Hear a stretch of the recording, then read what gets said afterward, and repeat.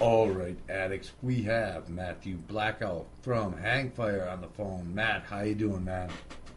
Oh, we're doing all good, Billy. We're doing all good. Good, good, man, good. Tell us about the songwriting, man.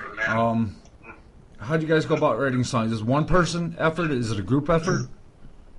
Well, every band has a sound which comes from the all the members. So whenever anyone says to you, you know, that two members write the song or one members write the song, that's just bullshit, because every band it has a sound that's generated by every musician who plays on it. So whether you're a bass player or the drummer or wherever, you bring your stuff to the table and you make that band sound like it does, you know. So, you know, I mean, you could say like Led Zeppelin, you know, they had two songwriters, but that's rubbish, you know, because Bonham wrote their heavy drum sound and Jimmy Page wrote a lot of stuff that reflected the way that he played. So, no, we all contribute. I mean, as for lyrics, Max writes the lyrics, and as for guitar riffs, Lizzie writes the riffs. But everybody brings their own feel and groove to the table that makes that sound hang fire. So cool. Now, how would you guys describe your music to people? Well, we've got that very back in the day. I mean, back in the day sound, because we are more Bad Company, Led Zeppelin, all those kind of classic rock sort of sounds. Whitesnake, yeah, and Whitesnake were good, you know. We have that bluesy rock feel with great riffs, great choruses, great melodies that hook you in, you know, whether you like it or not. We don't care, because we've got hooks that will hook in, you know, Moby Dick, you know, so we will catch you at the end. You can't fail. And we'll pull you in, and we'll get you to like it. A bit to me, a bit like King's X did. You know, they Cool. bluesy kind of feel, great vocals, great players, great songs. You know, and it's all about great songs. I don't care how great you play. You know, it's about the hooks and the way you come across on record and the songs. So we must be doing something okay, because people seem to be getting onto it and getting to like it. So, you know, we just signed a deal with Ripple Music in California. So I'm sure a lot of your countrymen out there will hopefully get to hear our stuff. So Cool, man, cool. Now, you guys play a lot of live shows. What are the best and the worst things about playing the gigs? okay. Well, the worst things about playing gigs is, I guess, not being able to hear stuff that's going on. Generally, smaller clubs, sometimes you can, you know, sometimes you can't hear things so much. But bigger venues seem to be better suited. They have more appropriate sound systems or whatever, so you can generally hear what's going on. But at the end of the day, I think your question is more to do with the crowd and people who come to these shows.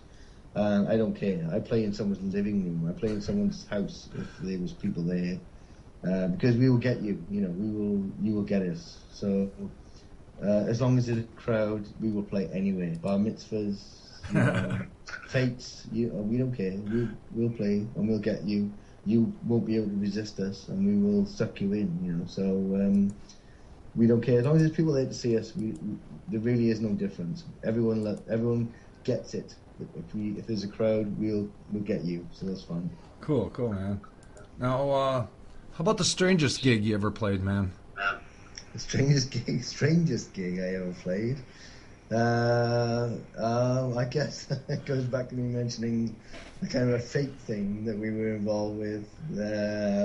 We were asked to show up to play for a charity thing, which goes on a lot in the UK. A lot of people do these charity things to get bands to play and raise money for whatever cause it is. And we played in this, and it was like a rehearsal studio, you know, with people in there. It was quite bizarre, but you know, it's all good, because it was, you know, I'm the hardest person to please, and I know everyone else in the band, Lizzie, Bob, and Max, we're all very hard to please people, and we need to please ourselves first. So if we can do that, then we don't care if it's an empty room or if it's a full venue. But it's easier if there's people there to appreciate it. But that doing that kind of thing with a very strange environment as it was. Not so much the gig and people, but the environment that we were in. It was like a rehearsal room. That was very strange. So, Cool. Yeah. Now, the first song I want to play tonight is For Crying Out Loud. You guys just recently made a video for this. What can you tell us about the song? We did this video in our capital city of Wales, Cardiff, and obviously being an unsigned band at the time, our budget was about £2.74. That's probably about $4 in your fellow countrymen's music standards. But we shot it because we felt we needed the platform of YouTube or wherever it is to sort of get the music out there. So it's done in a local venue, small venue, and we were really pleased with the results.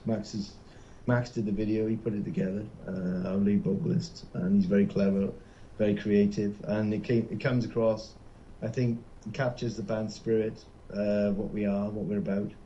The song itself, very much, Zeppelin-esque, but modern day Zeppelin. It captures what we're about with regards to power and vocals and harmony and just fucking nailing it down, so we're really pleased the way it came out. So I'm hoping that everyone will enjoy this tune. Sweet. All right, addicts, check this out. This is For Crying Out Loud from Hangfire, and we'll be back with more Matthew.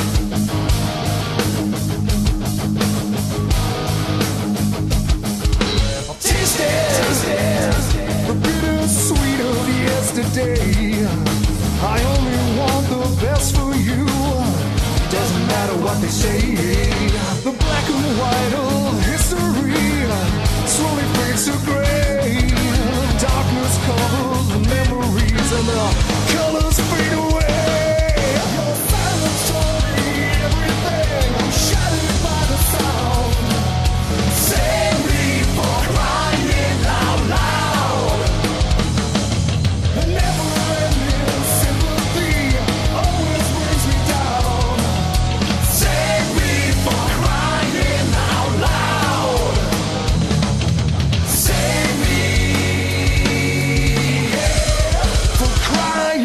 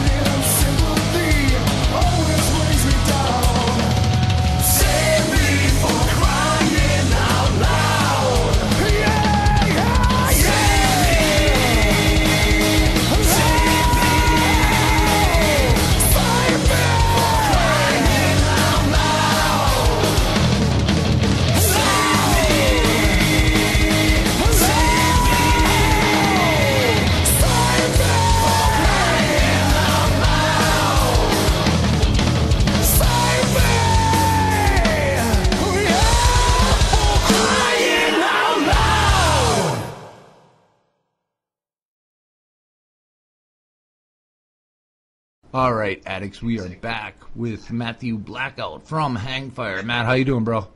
Yeah, we're doing all good, Billy. We're doing all good. Good, man, good. Now, when did you first start playing drums, man? And when did you know that this is what you wanted to do for a living?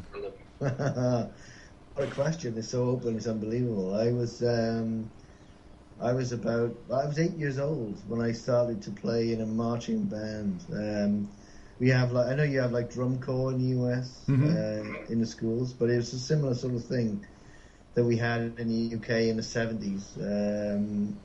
We called it jazz bands, and it was like you have to bear with me while I try to describe this.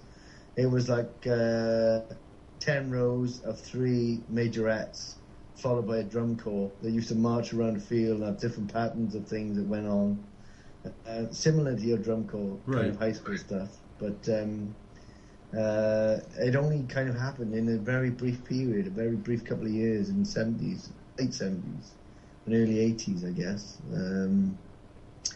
I was very young at the time, like I say, 8 years of age. But my sister and all her friends got me involved. I wanted to play the drums, so I had a little snare that I did. I know Tommy Lee started off this way as well, so it was quite bizarre. He started off in the drum corps, but I did it, and I enjoyed it, and I got my kind of rudiments and my feel on my sticks and my hands and that kind of thing. But I was so young that the snare used to bruise my leg, so I had to buy a special snare to have on my leg while I marched around. It was only a little thing, so I had special treatment on that score. But that started me off on the path to rock and roll, I guess, because I was then in 81, 82, I had a big operation as a kid on my ear. I was 12 at the time, so my mum and dad sort of said to me, we want to buy you something that's coming out of hospital, to something to look forward to.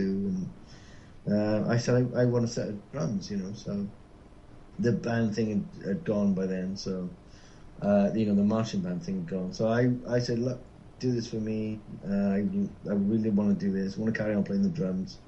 And in 82, 83, it was the LA rock scene was kind of starting at Motley Crue, had just done Too Fast for Love, and it was I was kind of latching on to this. But I was a huge Kiss fan, massive Kiss fan. Unfortunately, they'd taken their makeup off at this time, but 82, they come out with Creatures of the Night, and it was just huge, and I loved all that sort of stuff. So they were just massive for me. My biggest influence on my life and my career up to date, really, I guess. Nobody else has ever achieved such an influence on me.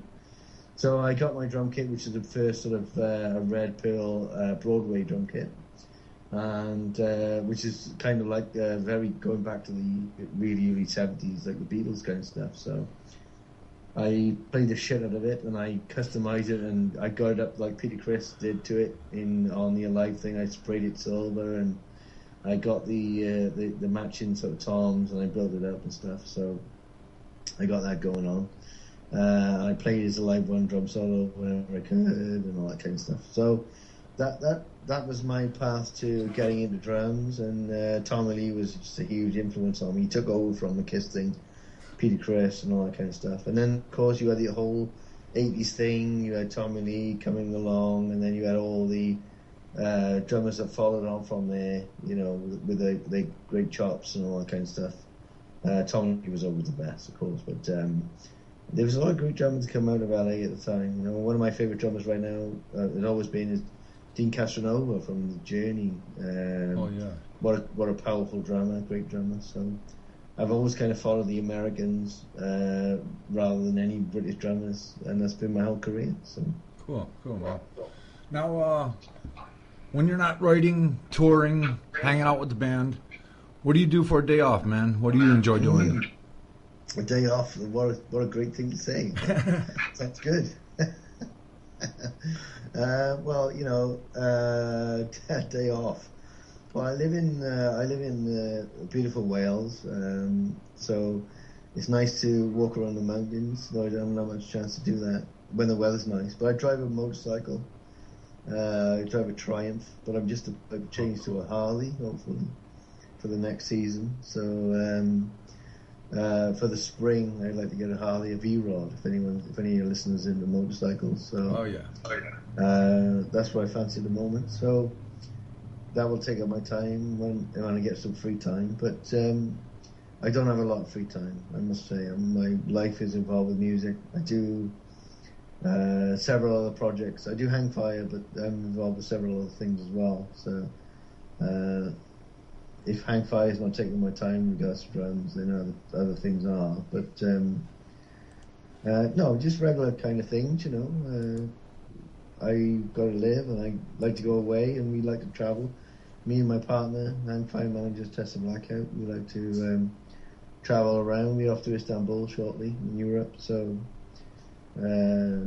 just to do as much as we can. But I like to spend some time in America, you know. So we know California quite well, Cool. so we'll probably get out there soon, shortly, so and see some friends.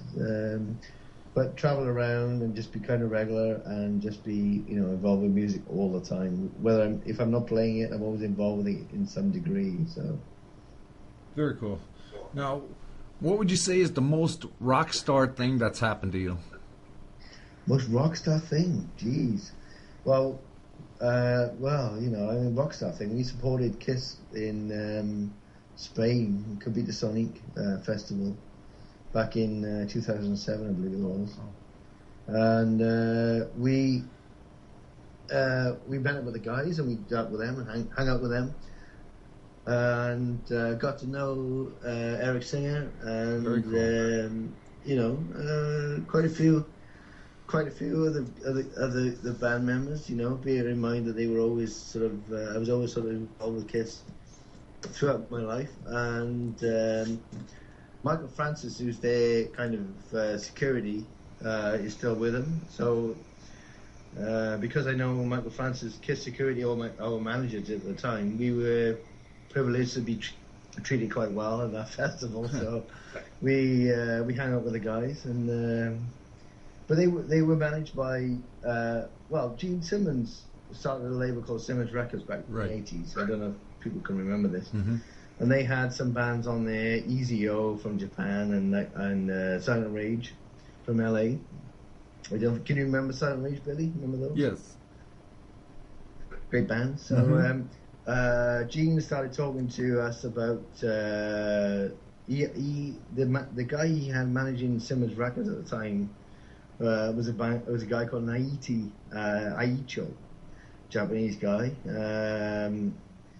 I hope I've said that right, actually. And because of that connection, he was quite happy to deal with us, and he knew us to a degree, so from mutual friends. So that was probably the most rock star thing I kind of think of. That's very cool. That sort of come into my life. But you know, I played with Vernon Allen from What the Hoople as well as another band. I session played for him, and of course his great friend and fellow Mott the Hoople was Mick Ralphs, who went on to form Bad Company when he left Mott the Hoople. So I know Mick quite well, and Mick Ralphs was influenced of Led Zeppelin, and he's kind of big on their kind of radar. So and being involved with, we did a charity thing recently, and in a very small Welsh town of Monmouth.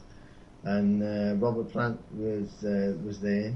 So being in a very small room with about 60 people there, with Robert Plant performing as a charity thing, was quite humbling, and you know, that was quite nice. And obviously Robert Plant being part of Led Zeppelin was probably a big influence on anybody who plays rock music, whether they like it or not. So Right. that was quite special time. So Cool. I kind of get involved with these things quite regularly, and every day kind of it's quite amazing, you know. So these things happen quite regularly to me, which is good, of course.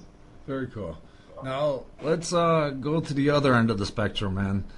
Do you have any Spinal Tap moments you want to talk about? Oh, where do you start? Everybody got so many Spinal Tap moments. It's just ridiculous, you know. So there's just too many to kind of think of, really. Geez, you know, where do you start? It's just Spinal Tap moments. Oh, missing the plane, being planes. You know, I remember the one time we were in Spain, and we were in the airport with Ronnie Dio. You know, Oh, cool. and I was talking to Ronnie Dio, and we would get involved in a conversation. And Phil Rudd from AC/DC, of course, and. We were there, just generally talking and just shooting the breeze and kind of stuff. And this guy taps me on the shoulder, in a white shirt, with you know, with these things on his shoulders, with a hat on, with the captain's hat. And he said, you know, if you don't get on my fucking plane, I'm going to take all your luggage off. I realised this guy was the pilot of this plane we were due to get on. We were coming back from Spain or Sweden, I can't remember. And we missed the calls for the plane, obviously, because we were talking to Ronnie Dio, God rest his soul, and in the bar, the departure lounge. And it was Craig Goldie as well. Craig Goldie was the main. He was the main protagonist in this story, actually, because he was keeping us there talking to him. And we were told we had this tap on the shoulder. Get on my plane, otherwise they're gonna unload your luggage, and that's the end of it. So we got on this plane, and of course, when we got on this plane, I can remember Gary Barn of MSG and Michael Shane, and all these people. They absolutely hated us. They looked at us and they despised us because we would make them all late. And we sat down quickly and got on with it. But that was kind of a Spinal Tap moment. Yes. That wasn't very good. When he's talking to you, you don't leave. You don't say, "I gotta get on a plane." Right? Yeah, right. That was quite nice. That was quite a nice time. Very cool. Now, the next song I want to play is Dead Man Walking, the acoustic version, man. What can you tell us about it? Well, this song, I was going back to our initial conversation about being involved with the band. I got involved with the band because Aaron, the original drummer, who is Lizzie's brother, passed away. So they asked me if I would help them to carry on and do some stuff, which I did. I was pleased to do. And this is a song that was kind of a homage to Aaron, and we don't play this live unless it's a special occasion, and we have had these special occasions, but we don't generally play live because it means a lot to us. It's very touching. It's a very feeling song to everyone. Obviously, especially Lizzie, our lead guitar player. So when you listen to the song, think of the lyrics, and it's about Aaron, a fallen brother. So just bear that in mind. Very good. Very good. All right, addicts, check this out. This is Dead Man Walking from Hangfire, and we'll be right back with more Matthew Blakout. Good stuff.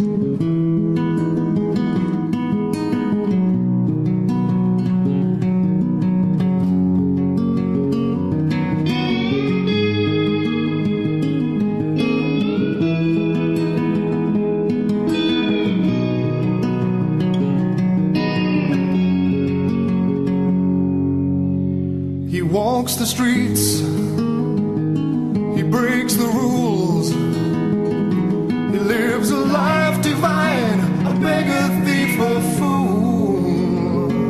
He stands alone amongst the crowd, but no one hears his voice when he's shouting out aloud. How does it feel to be a dead man? Sick and tired and incomplete. The conversation's dry, so let's start talking. Are you praying on defeat? No, no. Are you praying on defeat? He finds a place to call her home. But she says, stay with me, you'll never be alone. He blessed the ground she walked upon, but in her heart her love for him had quickly gone.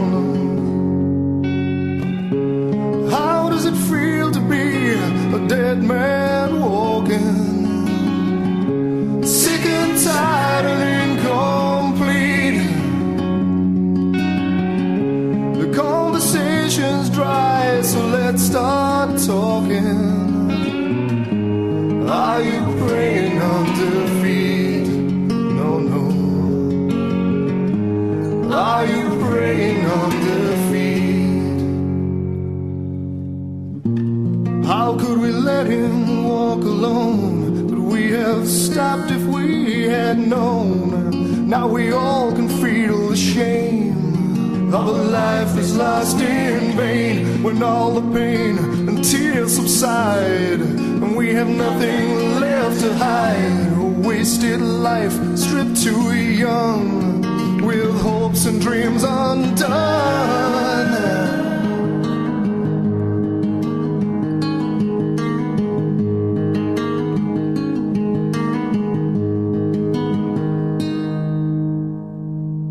He leaves this world, his soul lives on, his memory stays with us, living through this song.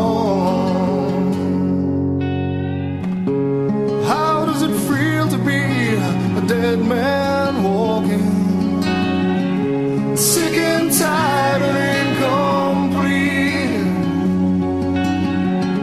The conversation's dry, so let's start talking. Are you praying on defeat? No, no. Are you praying on defeat? Are you praying on defeat? No, no, no, no, no. Are you praying on defeat?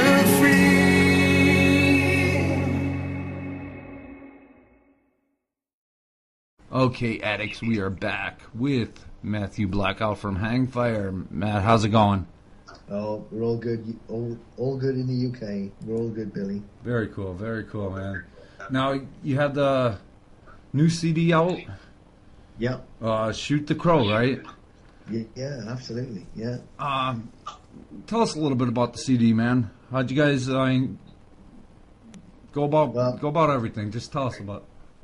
All right. Well, Shoot the Crow is the debut CD from Hangfire.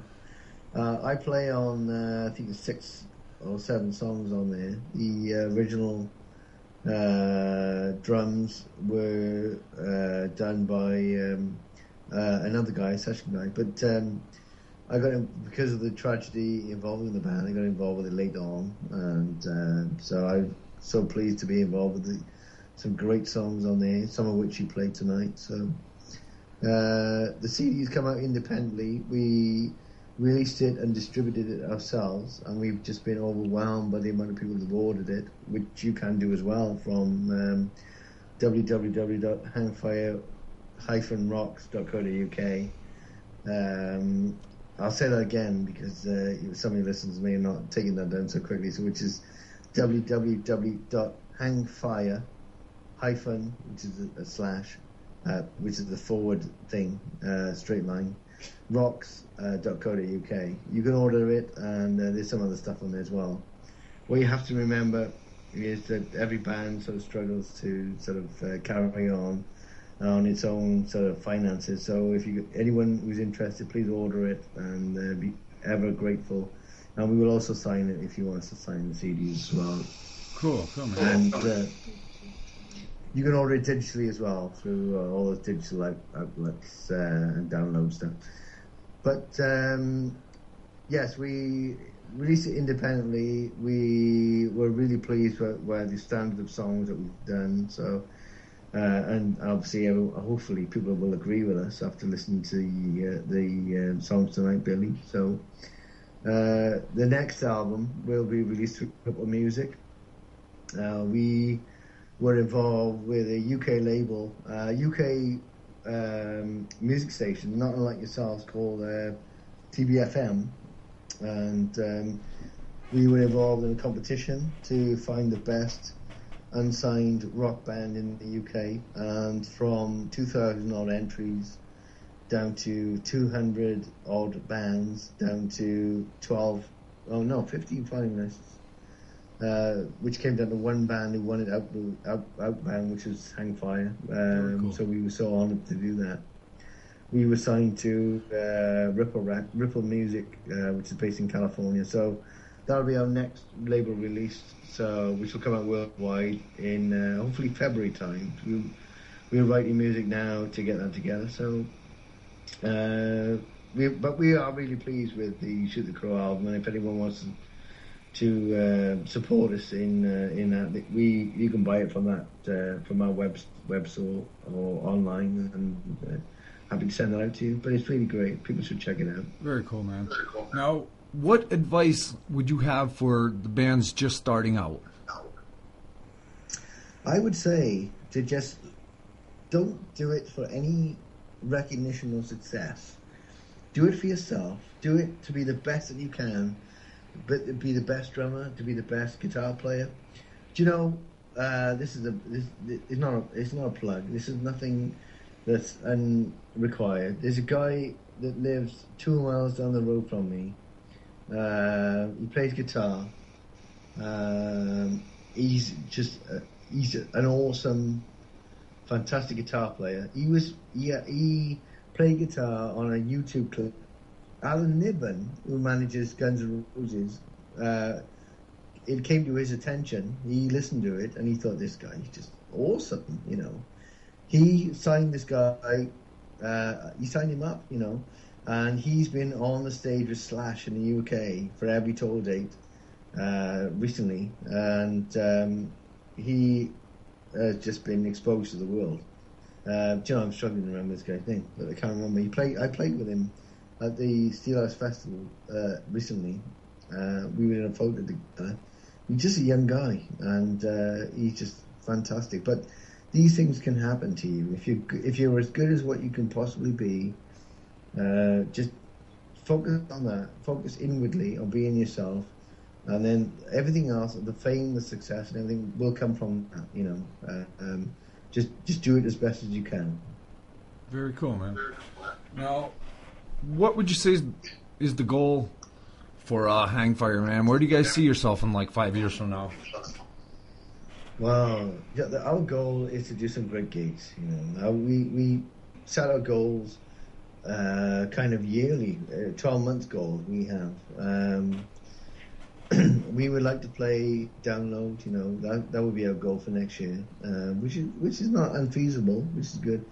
We're doing some good festivals. We do some shows coming up to December with Yuli John Roth, and who's the original Scorpion guitar player. Right. So we've got some great shows coming up with him throughout the UK.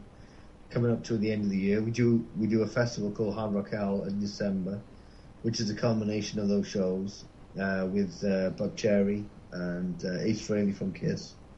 So that is our culmination of our year, and then our plans will be January, February to record the new album, then come out on the road in a good support, hopefully to another bigger band. So just to get in front of some people. But our goals really are to bring Hangfire to be the biggest crowds that we can.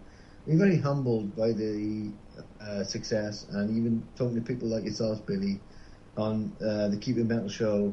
Just to keep it, just to you know, I love every single one of your listeners. I love every single one of the people who take the time to listen to Hangfire and take the time to speak to me and thank me and talk to me at any opportunity, whether it's in the local grocery store or wherever. Just to have some recognition is awesome, you know, really.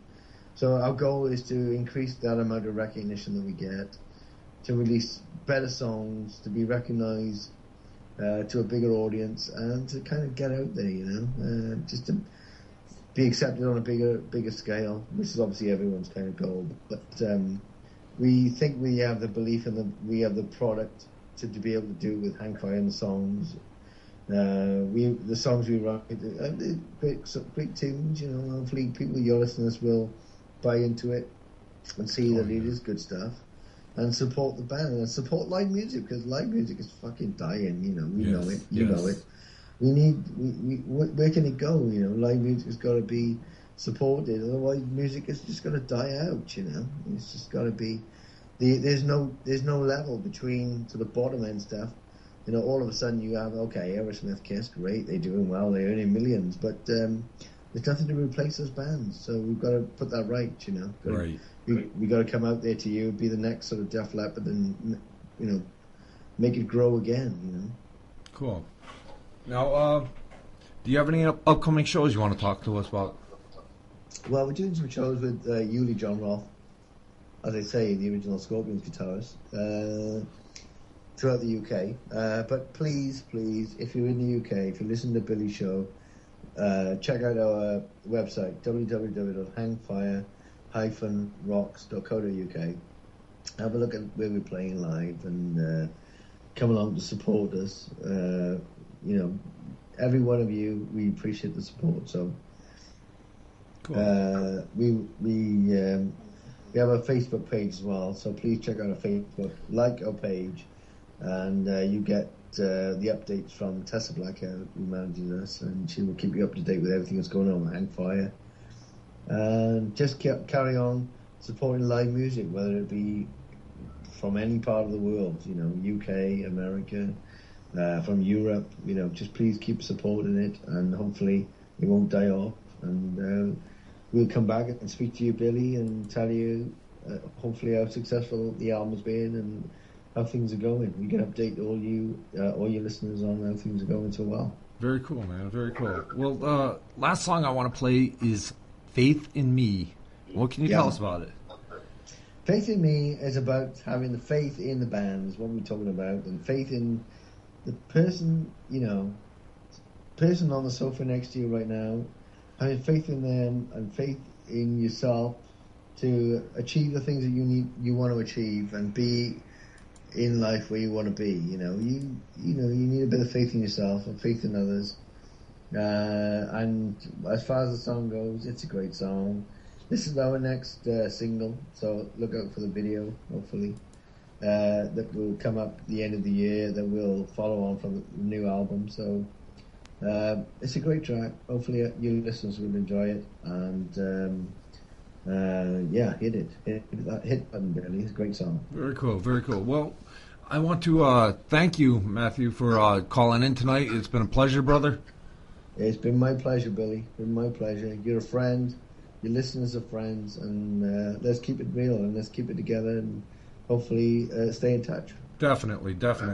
Would you like to take us into the last song? Yeah. Here we go. This is Faith in Me by Hang Fire. This is on the album Shoot the Crow, which is available from hangfire-rocks.co.uk. Please support the band. If you like the song, please let us know on Facebook or whatever, and let's spread the word and keep music live. Very cool.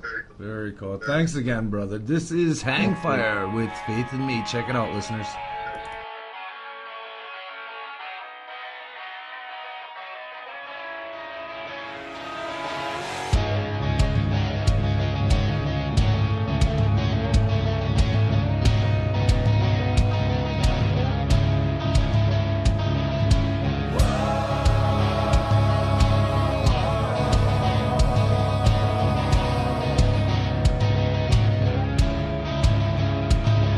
When the pain is never ending and you've nothing left to choose, you regret the hurt you're sending me, 'cause I've nothing left to lose.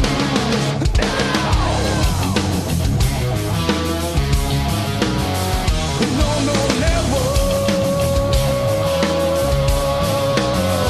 No.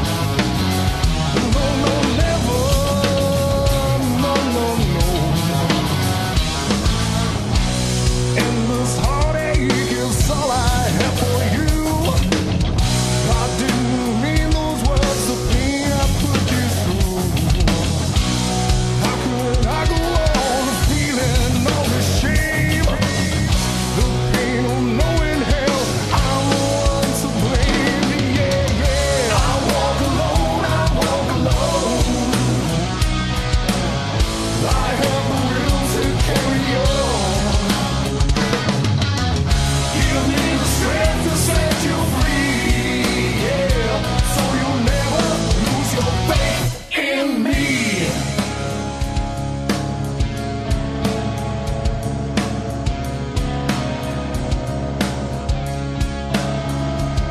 When the pain is never ending and you've nothing left to choose, you regret the hurt you're sending me, because I'm nothing